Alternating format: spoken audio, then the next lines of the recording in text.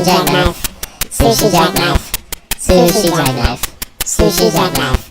Sushi jackknife. Sushi jackknife. Sushi jackknife. Sushi jackknife. Sushi jackknife. Sushi jackknife. Sushi jackknife. Welcome back to Sushi Jackknife. Hi.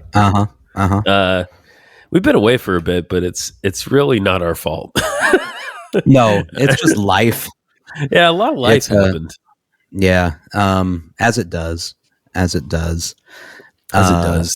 But we are fine. We're fine. Both of us. Yeah. I'm no longer sick. Yep. Man, we've had every disease in our house since we got back from New Orleans. Yeah. So, because we got back from New Orleans, and that day my wife tested positive for COVID. That's right. Because there was a brief moment where I was like, "Oh, am I going to get COVID?" Right. Yeah. So she got shut into a room for a week. Yeah. I didn't get COVID because I didn't either. We were, anyone who's ever read the Bible. Yeah, sure. In the Old Testament, all the rules about making your wife camp out in the yard or outside of town when they're menstruating. Yeah. We essentially followed Old Testament menstruation rules. You did the Leviticus Maneuver on her? Right. No, I slept on the couch for like a week, and she was shut into the bedroom. Previously, when there's been threats, we've used the guest room, but the guest room has a Sam in it right now. Right. And so I was relegated to the couch in my own home, like a couch surfing bum for a week. Like a common cur. Mm-hmm. Yeah. And then immediately after she got COVID, she brought home a cold, and that cold nailed me. I was so proud. I was so proud that I didn't get COVID. I was just walking around all smug and happy with myself that my immune system was able to fight it off, and then just a cold got me. You were like the aliens in fucking War of the Worlds. That's it. Routed by the common cold. That's it. That's exactly what happened. And so this last weekend, I ran a 5K, and I've been training to do the 5K, but then I got the cold. Right. So it did not go well. Oh, dude. Because it was like a week and a half of me not being able to do anything exercise related, and then it's, hey, go run 3 miles. Oh, dude. I will make it 3 miles. I'm not going to run 3 miles. No, thank you. I would have been good company because I would walk that. I'd walk that thing. I still wasn't. When I've done a 5K, the goal at the end is to watch other people crossing the finish line, because it means you weren't last. That's all I want. And I got to see some people struggling across the finish line. I'm like, did it. Yeah. I think that's a really good attitude to have about the whole thing, honestly. That you don't want to be last? Well, that's that you don't need to be first, really. Well, I'm not going to be first. I'm realistic about the situation here. There are people who run for like a job, I guess. Yeah. Well, and then kind of. And then there's always like, you show up and you're like, I think I'm going to do pretty good. And then the guy who weighs 120 pounds of just pure sinewy muscle, right, like bounces by warming up, and you're like, oh, never mind. No, I'm not. I will do fine. I will not do well. Yeah, totally. So so that all happened. That all happened. That's a lot, man. In the middle of, so after the cold, but before the 5K, we can talk about this in depth in a little bit. We went to the Weezer concert in town. Yeah. And I sat down in my seat, And then this row of people came in front of us, and the two ladies directly in front of me both had face masks on. Oh. So I'm just sitting there going, why do you have a face mask? What did you... One of you is sick, right? If either of you give me COVID after I didn't get COVID, that would suck ass. Were there a lot of people wearing masks at the was it at Bridgestone or somewhere? It was at Bridgestone. I saw literally two in front of you. yeah. Shit. So I didn't get COVID. Oh, that's good. I feel like we're far enough removed that I can. Yeah, we're far enough removed. I can clearly say that now. So, so who knows what they have going on? But keep it to yourselves, right? Because we were in New Orleans, like that's been over a month ago now, hasn't it? Yeah. Yeah. We were there like the 18th, I think, or something like that of August. Mm-hmm. Yeah. So we got back. I was home for like a week, I think. And then I got a call. I knew my grandmother hadn't been doing well. Like she was declining. She's 90. She was 92. I knew she wasn't doing well. They brought in like a hospital bed and stuff, and hospice was coming by. But like I didn't realize how bad we were until my aunt called me one night, and it was like a Sunday afternoon. And she's like, yeah, we're probably last few days here. And I was like, okay. So I got in a car and I drove first to New Jersey. Yeah. Mm-hmm. And then I drove the rest of the way to where my family lives in North Georgia, which is like about the same distance as it is to Nashville. So it's it's about 1,200 miles. And I got there in time. I got to see her. She wasn't like conscious, but I did get to see her while she was still alive. Mm-hmm. So that was good because we were close, and I was close with like all my grandparents, who were alive when I was around. I had a grandfather who died before I was born. Anyway, right. So I did get to see her, and she did eventually pass away. And then I had to stay. It made no sense to come back. Right. So just stay a couple of days, go to the visitation, and then go to the funeral. Right. So I was back in my the town I say I grew up in, because I lived there from like middle school through high school. Right. Mm-hmm. And I was like, other than dealing with losing her, the other thing is just like being in the town where I grew up, and it was driving me insane. What you're describing is the plot of like every third indie comedy, right? That's been made in the last 30 years. Yeah, it's really like Garden State, right? Like yeah. It's I'm trying to think what the one BJ Novak wrote and directed a movie. Oh, the guy from Office, yeah. Yeah, that I watched while I was working at one point. Don't tell my bosses. And turn that cup around. And they it was the plot of his movie. He's a big city New York guy, but he has to go back to Texas for some reason. Oh yeah. And it's adjusting. He learns to love Whataburger. I did I hit any of my favorite spots? Well, so the town I grew up in has changed a lot. Like when I was growing up, we had a super Walmart, and that was pretty much it. But at least it was super. It was super. Hey. And that wasn't there the whole time. But that was around when I was in high school. Mm-hmm. And now it's just become this like tourist weekender destination for people in Atlanta, which it always kind of was, but it's like built up more now. And there's like wineries and cigar shops and stuff. And like, cause it's an area of the world who is like, it's very conservative, Right. And like, additionally, like to the point where like people don't like alcohol, so it's like the fact that there's all these wineries and stuff there now, it's like just totally crazy, but it's a Trump rally country. Actually, I saw the bus while I was there. Yeah. You saw the Trump bus? I don't know if it's the one that he was on, but there was a giant bus, Oh, boy. Did you salute it as it drove by? The old... Hey! They also have a Trump store there now, which bummed me out pretty hard.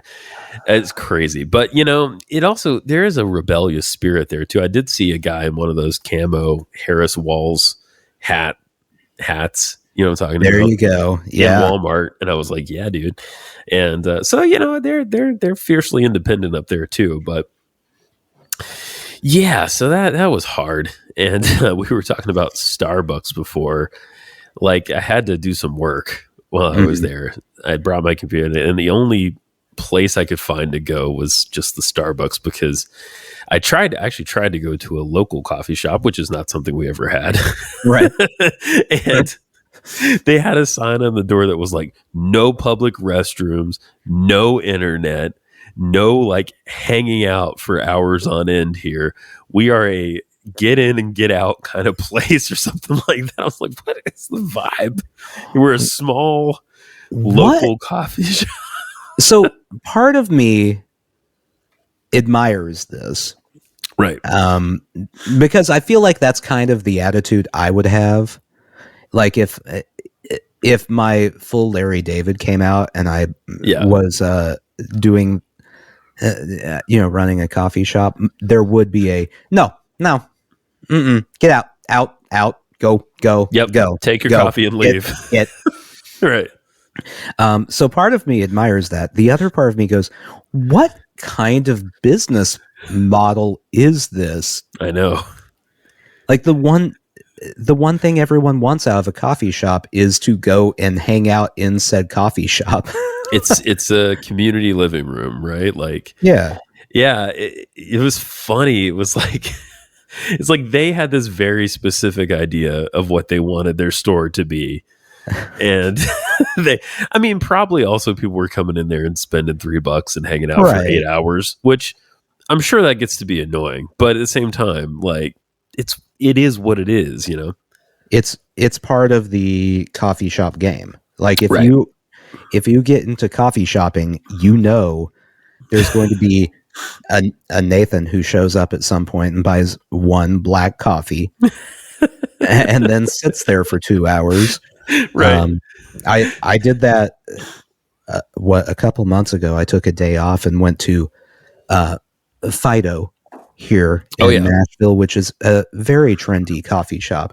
Yeah. And I just bought a drip coffee and went and sat in the back and read for two hours. That's great though. I mean, that's awesome. And they got so much business coming in. They're not even going to notice you. No, they don't care what I do. Super busy. As long as I don't punch an employee, they're not going to yell at me about anything, I don't think. So right. So I ended up going to Starbucks every morning because I get up early. I just can't help it. I went there every morning for like 3 days straight, and I got a venti coffee and an oatmeal with all the stuff. And I sat there and did work and listened to the really outdated soundtrack. I made a playlist on YouTube Music because that's what I stream stuff on of the songs that were coming over the Starbucks radio. Oh no! Okay. Yeah. So Roy and I have had this theory for a long time. I'm sure it'll ring true for you too. That like culture takes a while to get to rural places. Yeah, absolutely. Right. And I don't know if they're picking the music themselves or what, but I'll run down the list, but say your thing first. No, all my relatives live in Oklahoma near the Panhandle, and I'm pretty sure they just found out about like 2000s post-grunge rock. Right. Like 2 years ago. I know. So this playlist is called Ella J Starbucks 2024. No, literally. And it's okay. Feel Good Inc. Gorillaz. Okay. Was a single about 20 years ago. Right. New Slang, the Shins. Okay. Then we took a hard turn. I Want It That Way, Backstreet Boys. Yep. And okay, so now I'm lost on where we're going at all. Yeah, you should feel that way. I'm Like a Bird, Nelly Furtado. the only Nelly Furtado song. That song is so old that I'm relatively certain they sold that album in Starbucks. Yeah, actually, you're right, dude. They used to sell CDs for anybody that doesn't remember. They used to sell CDs and then they had download cards, right? In the start, they would give you like a free song sometimes too. Yeah, it was the CDs too. They were always terrible. Oh yeah, like Nelly Furtado is like top tier. Yeah, Starbucks best, CD. Everything else ever. is below Nelly Furtado. Totally. Then we had a second Backstreet Boys song, "Shape of My Heart." Then we had, I think this might be the newest song on the list, Leona Lewis, that Bleeding Love song. You know that song? Yes. Keep bleeding. Okay. This one threw me for a loop. Ray of Light, Madonna.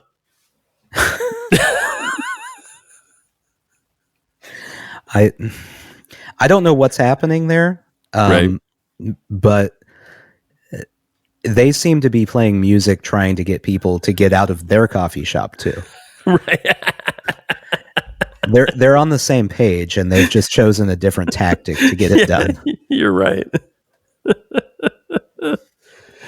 So that was me for a few days. It was okay. I actually I stayed at the hotel that I worked at when I was 19 years old. That was kind of interesting in a way. Did you eat any of the pastries? You know what? They have changed gears entirely. No pastries? Well, their equivalent, okay, this is a little funny. Their equivalent of a pastry now is like a Hostess cake in a pack. So when you said they've changed gears, I thought you were going to tell me like they've gone more upscale. They've gotten significantly lower on the totem pole. Well, it's a combo because there was like eggs and bacon and stuff, and we never used to have that. But then there's also a Hostess cake, you know. So it's they can't decide who they want to be. Well, I mean, if you've got Trump rallies happening there, you've got to be prepared for the people who want, you know, a nutritious breakfast, and the people who think that a nutritious breakfast is Hostess cakes. Exactly. You got to know, like, that way they're prepared for either group that shows up. So, interesting. Great to see my family, though. My family's wonderful, and I love them all dearly. And we're a very vibrant group of people, and it you know, even though it was a sad occasion, it built me up to see them, which was good. Mm-hmm. And then the drive back, which was not a fun. Neither of these were fun drives. You know? There's not. You know. Did your grandma have a hospice nurse? She had several people. They weren't there like 24/7, but they would come by. And then there was this really tall. Everyone marveled at how tall this gal was. There was this like 20-something basketball player tall girl who would like do the baths and stuff. And no one could get over her. They were like, she's so tall. I cannot imagine doing that job. Yeah. That job sounds so miserable to me. Really hard. You know, God bless them. Because it's just like there's going to be so many awkward moments. There's going to be so many gross moments. She actually handled it. She was so professiontal. They all were. They always are. You know, it's amazing. And then she showed up at the visitation too after she passed. So that was pretty great. Yeah, it's a little bit. It's got to be the hardest nursing job there is. Yeah. And good for them. Good for them for being able to do it. That's towards the top of jobs I could not do. Yeah. I've constantly got the ranking going on in my head of jobs I could not do. hospice nurse. Any nurse is towards the top. Yeah. But hospice nurse is like top of the nurse category. Oh, totally, dude. Totally. I started reading this book. I'm not very far into it, but it came out several years ago. It's kind of morbid, especially for a person who was attending a funeral. But I popped in the local bookstore, which we have now, which is nice. And it's a regular bookstore. It's not a specialty. We also have a record store. You only have 5 minutes to pick a book, and then they kick you out. There's no lollygagging. There's no hanging out in the bookstore. Get your book. And you better have cash. But I picked up this book called Stiff. It was one of these NPR books from a few years ago. I know what this book is because I bought it for someone for Christmas. Like a year ago. Interesting. I read the first chapter. It's about what happens to dead bodies that are donated to science, right? And the first chapter is literally a story about the author going to like a plastic surgery training at Vanderbilt in Nashville, where they have hacked the heads off of dead bodies. Yeah. Oh, that got the kids' attention. Sorry. For anyone watching the video, that's a reason to go to the YouTube right there. Oh, man. Turn. They sawed the heads off the bodies. Yeah. And basically put them over those aluminum trays that you put a turkey in for Thanksgiving. Yeah. And the bodies themselves are just off to the side, now decapitated. Yeah. And then the surgeons are just going to like peel back the facial tissues and such to try to learn how to do better facelifts. It's some shit. Yeah. I don't know about that. I don't think I could do that job. Any of those jobs. No. That doesn't sound great. Man. Yeah. I mean, I guess they have to practice on something. Definitely. Like it's a thing you can't just practice on like a pig ass and go, yeah, you're like they always use pigs for human flesh on things. That's true. But you can't give a pig a facelift. Nah. I mean, you could. It might be the most attractive pig of all time. Who knows? Is that like taking the phrase "put lipstick on a pig" that much further? Oh, we're gonna do way more than that, buddy. So that's why we haven't been here for a while. We've all had a lot of shit going on. Okay. I did realize on the way back, I was, in order to deal with my feelings, I listened to a lot of music. Yeah. On the way Nelly back. Furtado. Yeah, just like a bird on repeat, but actually not that far from it because I listened to a lot of Sarah McLachlan, and I realized that I have this odd attraction to like late 90s Sarah McLachlan. Something about it. I don't know what it is. Like just her voice or the whole thing? It's the whole thing. Yeah. After that, I'm done. After that, it's like two records surfacing and probably the one after that. Yeah. So Sarah McLachlan hits 2000. You're like, I'm out. I've moved on. Actually, kind of. Yeah. Like, yeah. That was it. Okay. So I learned. I'm sure she'll be heartbroken to know. I know. I also never realized that she was Canadian, but now that makes a lot of sense. Yeah. There's a vibe with Canadian singers. There is, right?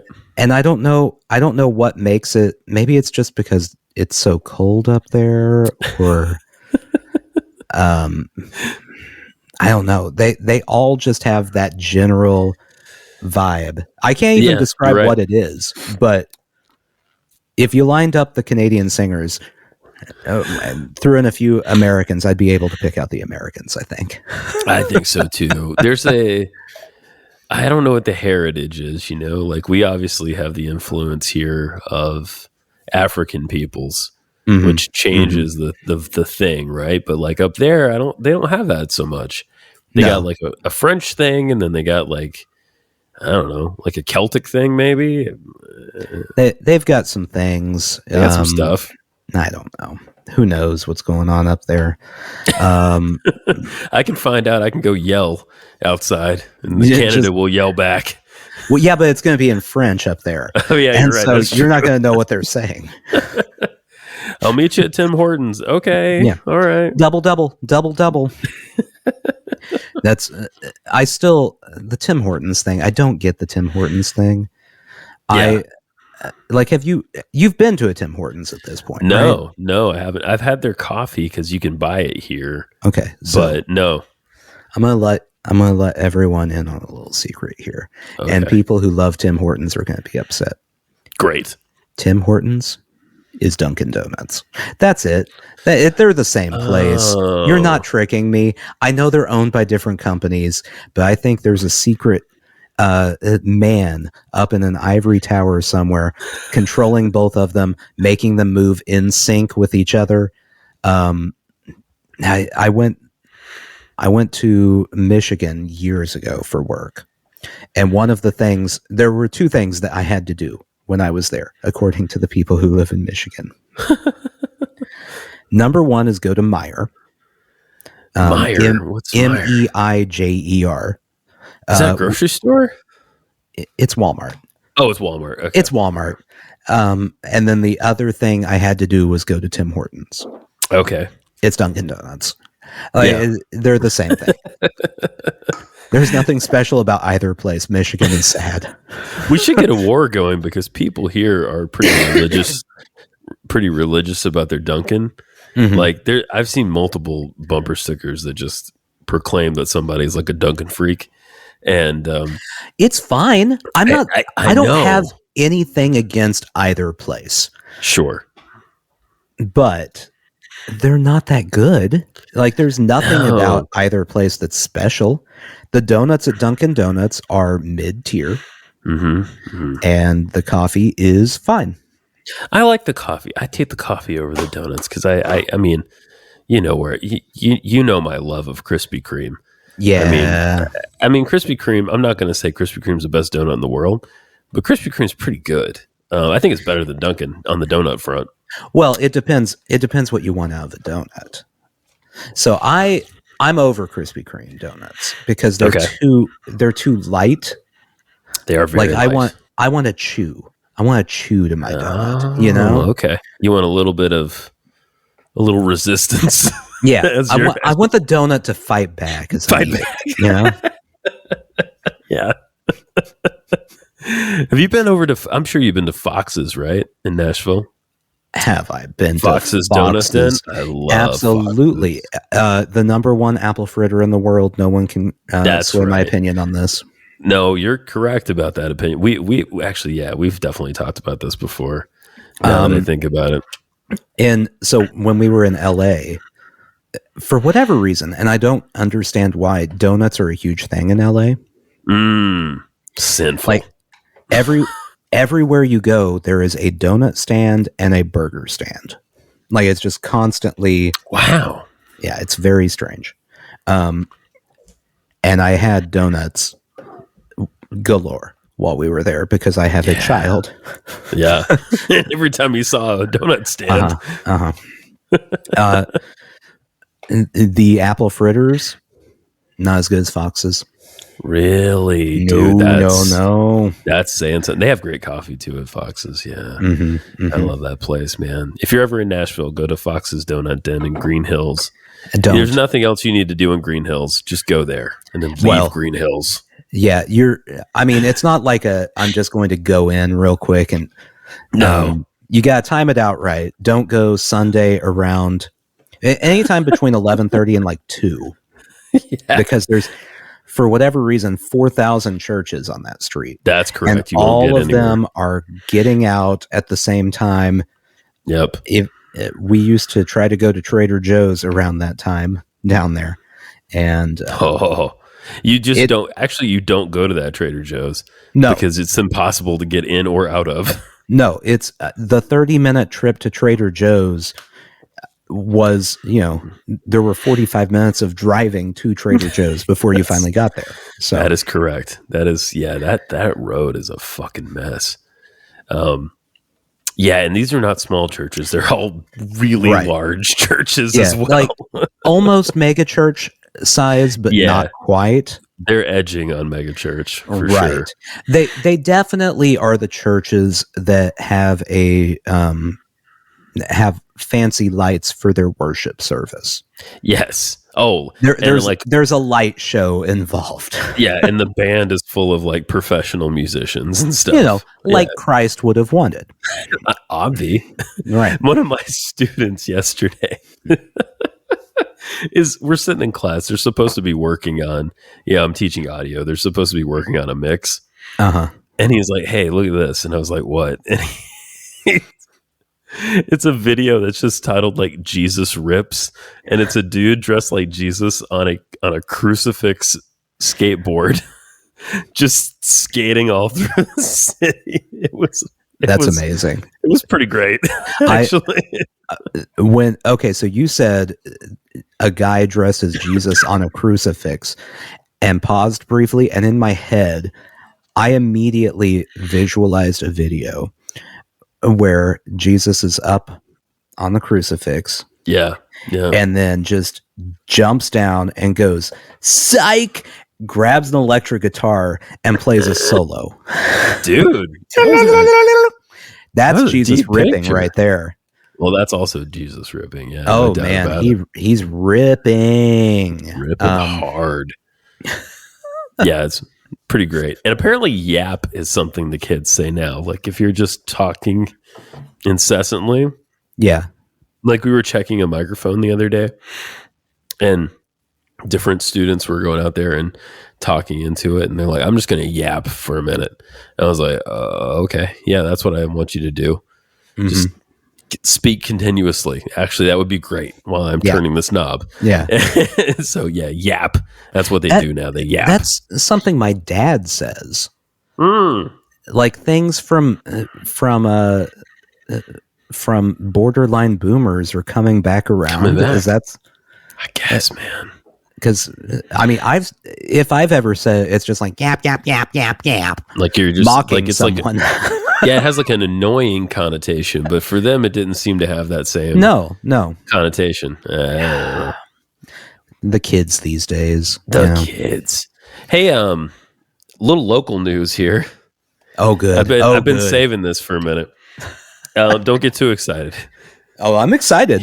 Here's the local news, Nathan. Okay. You know those places that have like the 2.5 pound burger. And if you finish it in an hour or whatever, it's free and you get a shirt or something. Uh-huh. Or like a 5 pound burger, whatever it may be. So local news here last week, a guy tried to eat one. Yeah. And he couldn't finish it. That was in the newspaper? That was the whole goddamn story.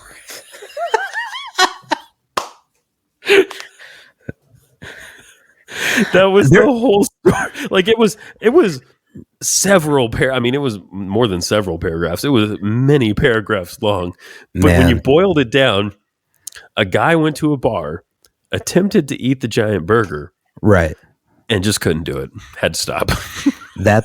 There are slow news days and then there are really slow news days. There's Vermont news days. I mean, there's slow news days and then there's guy didn't eat a burger news days. I know, right? Oh man. That's what I got on that. I have clipped out some other things, but they're not within reach, and so I'm not prepared. I mean, not prepared. There's so much time in our lives to talk about those. It's fine.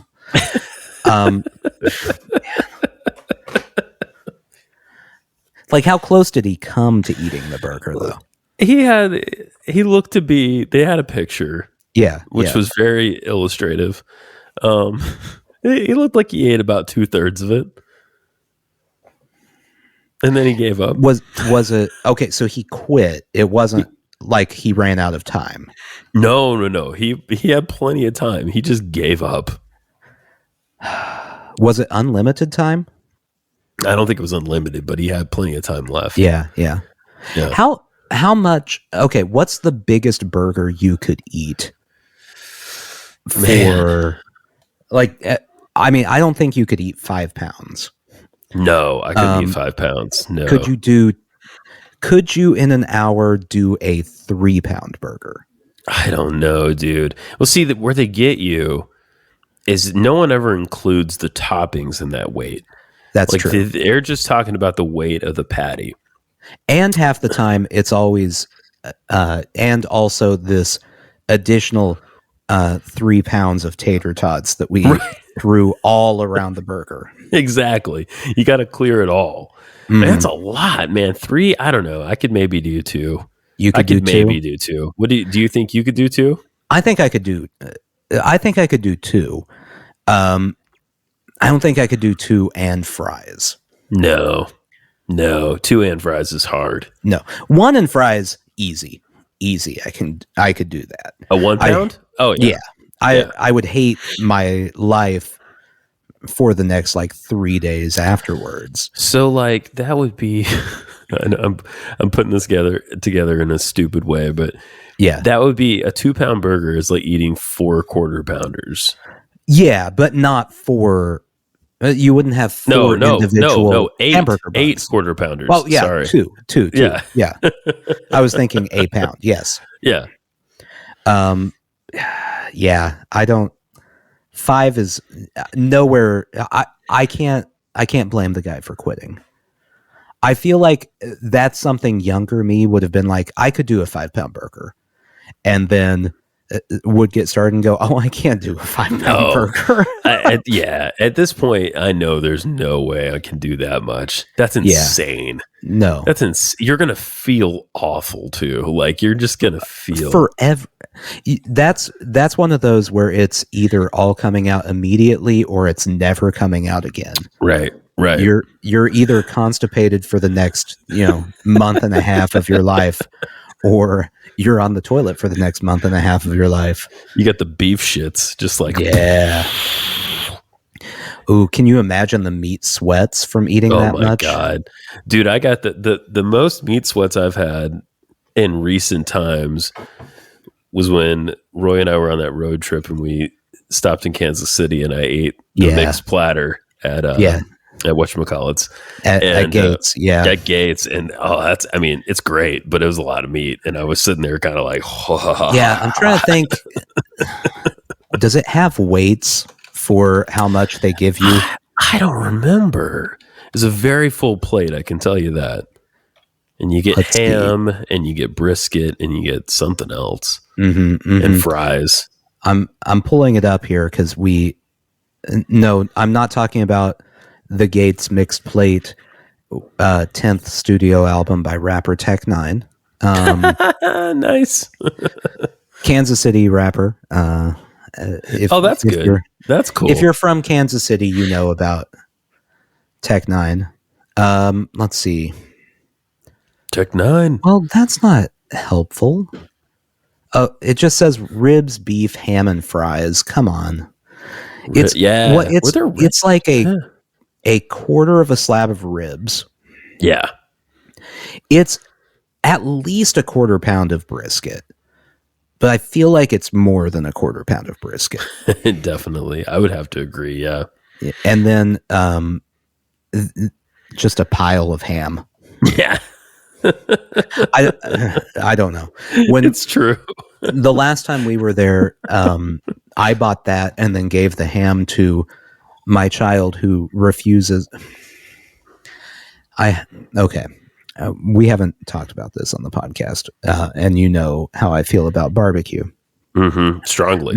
My child does not like barbecue. Oh. It's the biggest shame in my life.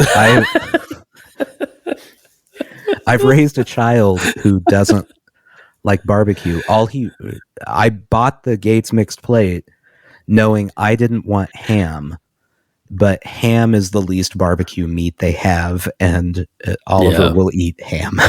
Right. Right. They kind of just warm it up in the barbecue, don't they? Yeah. It's I mean, it is smoked. But a smoked ham versus brisket or ribs is a very different situation. Absolutely. And he grabbed the white bread and threw that ham in that white bread and had a sandwich that I guess counts as barbecue. It's disturbing. He's trying for you. He's trying. Yeah. Give him time. When he's older, you can really shame him hard. No child of mine's going to eat ham. Hey, what do you want to do? I know we're like September blew by completely. Like we're recording this on the 25th. Yes. September just blasted by, and I totally lost track of time this month. What do you want to do for Halloween? Like, we had a special last year, and I thought it was a lot of fun. Yeah, we do. We need to do something for Halloween. Yeah, this guy made an appearance. I don't know if you remember this guy, our little plush ghosty guy. Do I ever remember? Remember Plushy? I think we call him Ghosty around here. He doesn't have. It's not a creative name, but it's a name. You need to give him like a name that sounds like he was a person before he died. Oh, okay. That's Tom Wilcox. All right. From henceforth, the ghost will be known as Tom Wilcox. And this is, if you don't remember, this is his song, though. The batteries.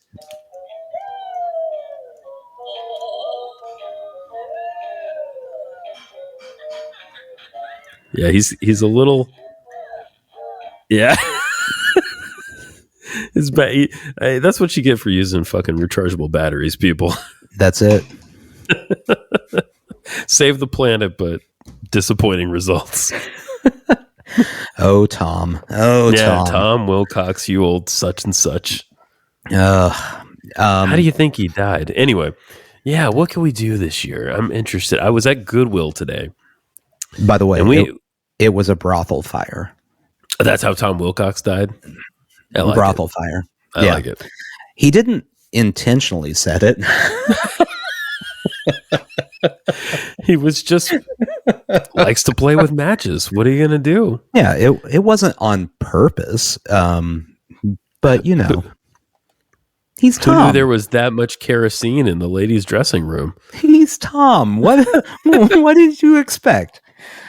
One of the many tried and hopefully he'll stick, but one of the many tried and failed Sushi Jackknife mascots. You remember the plush guinea pig, of course.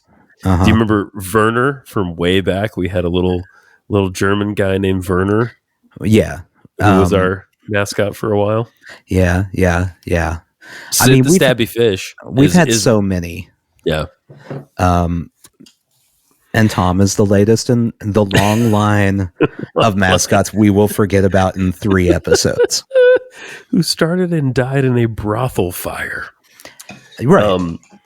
No, Sid the Stabby Fish is the ultimate mascot, though, because he's cool, and you drew him, and he's our intellectual property. That's it. We own him.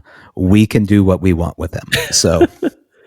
Yeah, so I don't know. Like last year, I threw some stuff together for Halloween, but like maybe there's something. I'm cooking something for Christmas. I'm cooking something up. I don't know if it's any good or not. Well, I don't know if it's going to be good. I'm going to send it to you when it gets to a point that it's more of a thing than it is right now. Because right now, it's not much of a thing. And your confidence is overwhelming here. I know. Well, I want to know what you think of it before, obviously before we did something, but Halloween we can play with a little bit, Yeah. Well, because Halloween's not a real holiday. So Right. Maybe that should just be our Halloween episode, is you trying to convince me Halloween matters. Oh, okay. I like that idea. You're not going to be able to do it. Well, it sounds like a pretty good setup then. Halloween matters, and here's why. Right. Okay. I'm like the Halloween Grinch. I just I did look up today, based off of an idea from another podcast. I did try to see if there was an exorcist anywhere in Burlington that I could talk to. Oh, okay. There's not one. They don't believe in God up here, nor the devil. So I feel like that actually surprises me. Not that they, it's a godless land. I know how the Northeast. I've watched Fox News before. I know that everything up there is godless. I mean, they're not totally wrong about that. it's all damned territory up there. This barren earth.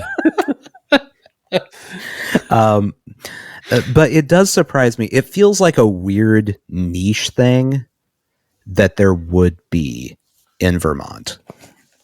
Having an exorcist or I guess not necessarily an exorcist, but someone who comes and removes bad spirits, bad juju from your house. That we might have. I didn't look that up specifically. I literally Googled exorcist near me. So okay. Yeah, so nothing. The closest is apparently in California. So, but I think you could find one closer. I'm sure there's one in Nashville. Yeah, that's. What do you think I'm looking up right now? Let's see. It sent me. It sent me to the Diocese of Nashville. Nice. So I guess if anyone coming to Nashville, if you're here for a bachelorette party or family vacation, family reunion, whatever, if you need an exorcism, the local Catholic Church here will do it for you. Well, that is good to know. I can't believe I didn't take advantage of that in my time there. It bums me out a little bit. Oh man. Oh, I just found the page. Well, I'm going down a whole Catholic rabbit hole I wasn't expecting all of a sudden. Cool. If you go to the Archdiocese of Washington, Washington State? No, this is DC. DC? You can fill out a form online to request an exorcism. Nice. Oh, you can't fill out a form. It just gives you the rules. Oh, okay. Sorry, I'm sneezing out demons over here. For requesting an exorcism. That makes sense. I think, they do them, but I think it's a pretty lengthy process, actually, if you want to get one done. Like, I'm pretty sure they psychologically evaluate you like a real psychiatrist. Oh, and I don't. I don't like this at all. Yes, they do. They do have to sit with you and analyze, I guess, exactly how full of demons you are. Right. But there's also a thing in here about parents seeking ministry for a son or daughter under the age of 18. Oh, man. So you think your kid's got a demon. All right. It's time for a classic Sushi Jackknife PSA here. Love it. Hey, listeners. Don't get exorcisms done on your children. That's it. That's the whole PSA. It just seems like a bad idea. The more you know. Mm-hmm. Oh, that's upsetting. Yeah. I mean, I've seen a couple of videos of, this was part of a documentary I watched some years ago, that the guy who directed the movie The Exorcist, later on, much later in life, he's passed away now. Great director. I fucking love him. I'm struggling for his name right now, but anyway, he makes a documentary called The Devil and Father Amort, but it's like Amorth, AMORTH. And he's going around. It's the Vatican's #1 exorcist, and he's going around and basically following him with like a handheld camera. And it freaks the director. It freaks him the fuck out. I mean, maybe he was playing it up for effect. Who knows? Probably a little bit. Yeah, the stuff you see is pretty disturbing. I mean, it's not like... Yeah, I don't like it. It's not comfortable. I mean, it's... If we remove the religious angle from it completely, this is somebody who's having a lot of issues. Definitely. Right? Like any way you slice it. Yeah. And it's not something you really want to see. It's hard to see. No. I just reading that feels like and knowing it's the Catholic Church. Yeah. Or I mean really any organized church. Right. It feels like a lead in to a parent going, they're listening to rock and roll music, right, and things like that. So hopefully and I'm not accusing the Archdiocese of Washington D.C. of anything. Right. Hopefully, no. Hopefully they're responsible enough to, if a parent brought someone in like that, go, hey, go get out. We're like a North Georgia coffee shop. Get out of here. Don't stay. We don't have internet. Right. Go. Get your coffee and go. William Friedkin was that director, by the way. Okay. I wonder if they have the form there just because people ask. Like, maybe. I'm sure they occasionally get the thing. You know, like, weirdly for me, the Catholic thing, not that I mean, like, if I look at it on paper, I'm like, no. But, like, weirdly, it has this attraction. I think it's just the beautiful churches and the saints and all that stuff. Like, I picked up that little Saint Joseph at the Abita Mystery House, and I glued him to my dashboard. And you glued him there? Well, kind of like one of those little sticky circles. Okay. You know? Okay. So he could be removed if needed, but he's there in my meditating Yeti. Okay, so I'm playing both sides. You know, there you go. They would not be thrilled, by the way, that their saint is right next to a meditating Yeti. Yeah, if there's one thing I know, it's that the Catholic Church does not have a great sense of humor when it comes to their saints. Super true. After buying him, I realized I didn't really understand who Saint Joseph was, and I found some website that was like Catholic.org, and it's like, oh yeah, no, he's Jesus's stepdad. And I was like, oh, is that how we say it? Because did it phrase it that way? It literally phrased it that way. Okay, because this is Mary's husband, right? But God, of course, is Jesus's real father. And so that makes Joseph his stepdad, Makes sense. Is that all he did? That's not really worthy of... Is that really... I think he was also a carpenter. I'm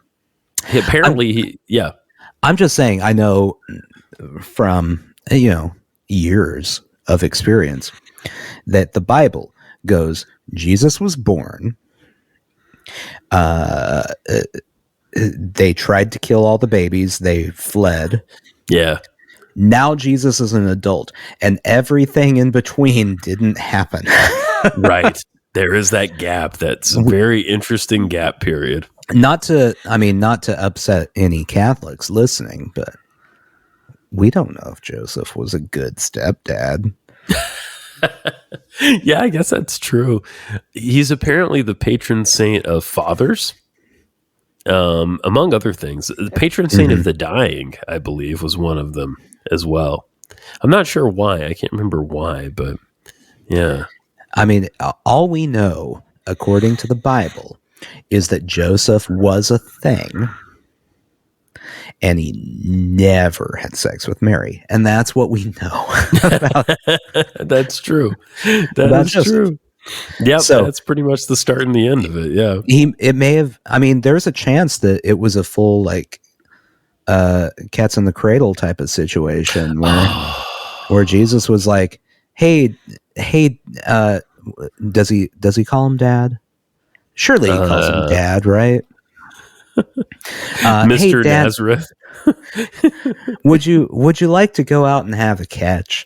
And Joseph is over there whittling away at his wood, going, "Not now, son." And he never really had that catch. We don't know. When you come in, that brings a whole other connotation to like when you coming home, though, because it's like Jesus comes back. Shit is over. We're done. But I'm gonna be all right because I got that little plastic Saint Joseph on my desk. That's it. This is. I don't know that we've ever had a segment on a podcast where we've aimed at the Catholics before. Oh, I think you're right because we both are more tied to that evangelical tradition. Yeah, we've never really aimed at the Catholics. Oh, yeah. Which is strange, what with all of the diddling and everything. Lots of diddling. Yeah. So much diddling. I was at a thing the other day, actually, speaking of Catholics. I was... Speaking of diddling, yeah, I was at a thing. I was at a thing the other day that was like a Catholic event, right? Yeah. And I was working it not related to the teaching, related to another job, and it was interesting because obviously most church related things, you've got like the older folks who are there, you know, with the ladies with the thing with the brooch that's a cross, you know. Yeah. Pretty clear what's going on. But of course it's Vermont. So the people who performed were this choir who were all about like eco stuff, right? Interesting. So okay. This eco choir is singing. And then there's this priest. And at first I wasn't sure if he was a priest. I thought he was just a hip young dude, but he was like kind of the hip young priest stereotype. The cool priest is there. Yeah. He was a tall, thin guy. With long hair, all dressed all in black as priests do, right? But like with like cool dress shoes, and the pants were, you know, fitted. And then I looked in his pocket and I was like, oh, he's definitely a priest. That's his little collar. Like it was on a Sunday, so he probably had just given mass. And then he pops the little thing off, sticks it in his pocket. Hey, I'm not working anymore. That's casual priest right there. Right. I'm just a guy. I like that idea. It's like, working man comes home and loosens up his tie, right, and relaxes. Priest gets out from behind the pulpit, walks down, and all right, let's Are we going to Applebee's after this? I think we should go to Applebee's. I'm heading to Starbucks to listen to the Shins. Hip young priest would love the Shins. Oh, he looked like he could have been in the Shins. Yeah, for sure. I mean, really, I haven't heard anything about the Shins in years. Maybe they all joined the priesthood. Maybe they did. Yeah, they're from like New Mexico, aren't they? I think I was reading. Yeah, good band though. I like that band. I hated him at first. I absolutely hated him. Why? At first, I don't know. Well, I have an aversion to anything new. I don't. The Shins have never done. They're one of those bands that I feel like you either like them or they're just there. Yeah, like there's no reason to hate anything the Shins have ever done. It's either a thing you like or it's not your cup of tea, but it's not offensive and you move on. At the time, I remember being like, they're folky. Everything is folky right now. And I was really angry about everything being folky. Well, that is true. Everything, what? I'm trying to think of all the Fleet Foxes. Were in that era. Definitely. This was pre-Mumford & Sons. I mean, Coldplay to a certain extent, like the early Coldplay. I feel like Mumford & Sons put the nail in the coffin of the indie folk thing trend. Yeah. Which the Shins aren't really that folky when you think about it, but I heard it in there somewhere. They get lumped in with all those bands, though. Right. Totally. You know, to an extent, the Decemberists. Yeah, that's true. That's true. You know, they're kind of, the Decemberists and the Shins were in like the periphery of those folky indie bands that they get dragged in because they have acoustic guitars and folk influences, but it's not the same thing. And they were in this like same general time period. Yeah. Mm-hmm. Yeah. But like, yeah. Mumford and Sons are like the fucking Lumineers who still can fuck off with your stupid fucking songs. Mumford and Sons was better than the Lumineers. Yeah. Oh, categorically. Yeah. The Lumineers were the worst. Yeah. They're offensive. They offend me. Yeah. I'm trying to think if there was ever a time when I heard the Lumineers, like when they were new, I heard one of their songs and I'm like, oh, that's pretty good. And I don't think there was. It was just annoying to begin with. Their name is pretentious. Yeah. We're illuminating you. We're bringing light to the people. Fuck off. You know, I have a tolerance for like high art and a lot of times that comes with a certain level of pretentiousness, right? Yeah. But I realized that like the Mystery House, man, that we visited, like so hit the spot for me because it was all art. Yeah. But it was not at all pretentious. It's low art. It's low art. Yeah. Yeah.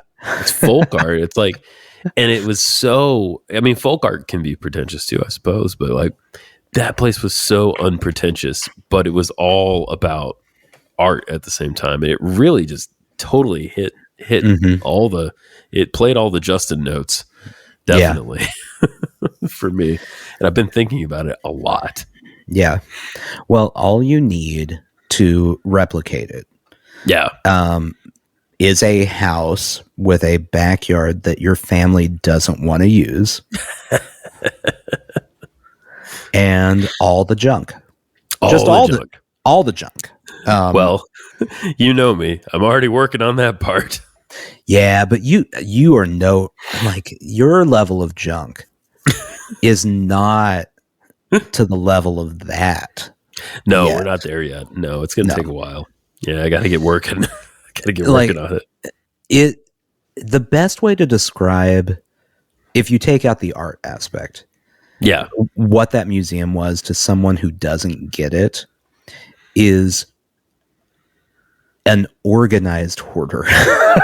Yes, that's a good way of putting it. Yeah, like it looks like a hoarder's house if you don't know what you're looking at, but everything's put next to each other in a very, very direct way. Yes, totally. Totally. Basically, the person who's not ready to be on the show Hoarders yet, but their family is looking at it going, really anytime though. Yeah. Like we're getting close. This could break down at any moment. So just the scale. Write down the number. We'll have it ready in case. Yeah.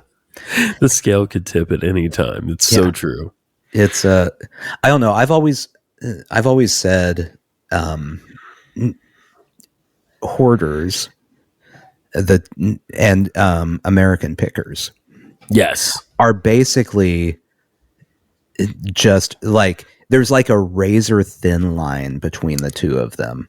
Oh, where definitely. One single decision pushed the person into hoarders territory or into American pickers territory.